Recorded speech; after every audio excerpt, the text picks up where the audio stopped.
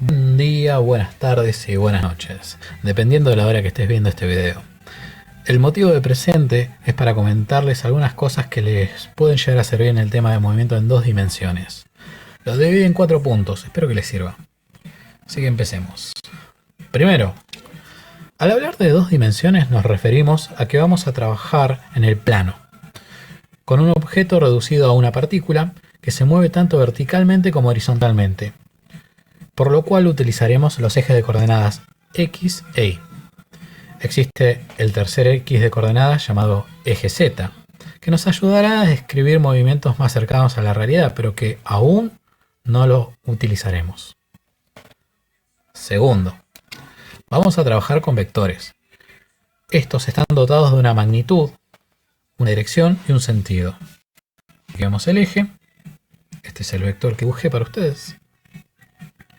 Y al ubicarlo sobre el plano podemos descomponerlos y obtener una componente tanto en X como en Y, por medio de trigonometría básica. Seguramente todos, o al menos muchos, les suena la regla mnemotécnica SOHCAHTOA, por la cual teniendo dos podemos obtener el tercero. Si tenemos el ángulo y la hipotenusa podemos obtener el opuesto. O despejando, teniendo el opuesto y la hipotenusa, podemos obtener el ángulo. ¿Está? Como vemos, también se va a trabajar con ángulos.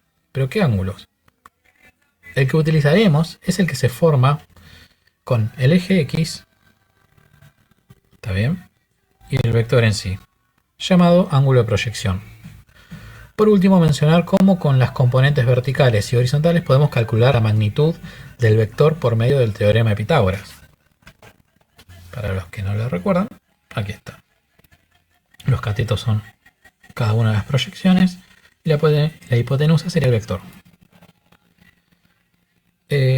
Hasta aquí. Ahora vamos a hablar de los tiros oblicuos, que tienen todos similitudes a tener en cuenta. Así que vayamos al punto número 3. En todos existe un punto de partida, ¿de acuerdo? Un punto en el que alcanza una altura máxima y un punto en el que vuelve a tocar el eje X, o que llega a la misma altura con respecto al eje Y.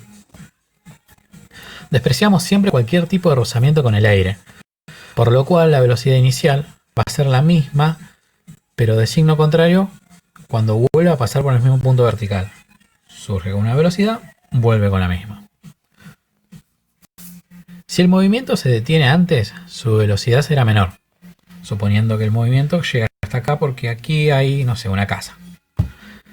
Si sigue por debajo, como sucede al tirar algo desde un edificio, su velocidad final obviamente será mayor, porque sigue cayendo. Existe la propiedad llamada principio de independencia del movimiento, por el cual el movimiento en el eje X y en el eje Y pueden ser considerados independientes uno del otro. La velocidad sobre el eje X es constante, o sea, es una MRU. La aceleración sobre el eje Y es constante. Por lo tanto tenemos una MRV y esa aceleración es la de la gravedad. En el punto de altura máxima, esta de aquí, la componente I de la velocidad es igual a 0. Y este punto de mayor altura está a la mitad del espacio recorrido sobre el eje X. A la mitad exacta. A partir de aquí empieza a caer de vuelta. Bueno, con estos datos van a entender un poco más lo que es el tiro oblicuo y un poco más a entender los problemas.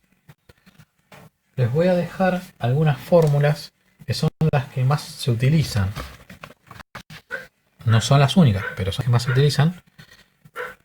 Creo que les va a servir para su hojita de fórmulas, que ustedes tienen que tener una hoja de fórmulas. Y como cuarto punto, último, acá está. Dejarle algunos consejos para resolver problemas. Aprendan a identificar los datos que les dan. Y los que no, obviamente. Además de los datos que le están pidiendo averiguar. grafiquen, muchas veces ayuda a visualizar el problema. Y ya que estamos hablando, la velocidad se puede descomponer, pero no confundan la componente en X, que se utiliza para los MRU, y la componente en Y, que utiliza para el MRV. Recuerden que hay una fórmula independiente del tiempo y que también podemos usar Abajara o fórmula resolvente. Bueno, espero que el video no les haya sido muy pesado y que les sea de ayuda. Sin más que decir, buenos días, buenas tardes y buenas noches. Éxitos a todos.